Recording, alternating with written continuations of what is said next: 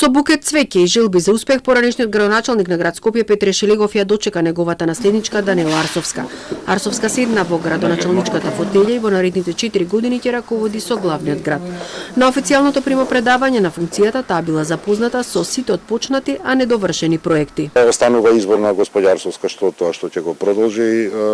Дел од работите се веќе сериозно започнати во подмината фаза и тие заради законските прописи едноставно мора да биде продолжено, што тоа што е завршено како проектна документација ќе биде продолжено од страна на господја Арсовска, тоа е веќе работа која што е од денес натаму и официјално нејзина работа. Арсовска не даде изјава за медиумите и најави брифинг за среда.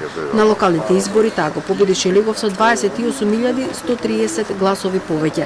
Во изборната кампања вети дека во првите 82 дена од мандатот ќе реализира 15 проекти: чистење на сите депонии, бесплатен јавен превоз, ветинг на директорите на јавните институции кои се под ингеренциите на градот, ревизија на данокот на имот, намалување на цените на паркинзите, ќе се формира зелен градски совет. Арсовска на изборите настапи како независен кандидат, а беше поддржан од ВМРО ДПМН, Алијанса на албанците и Алтернатива.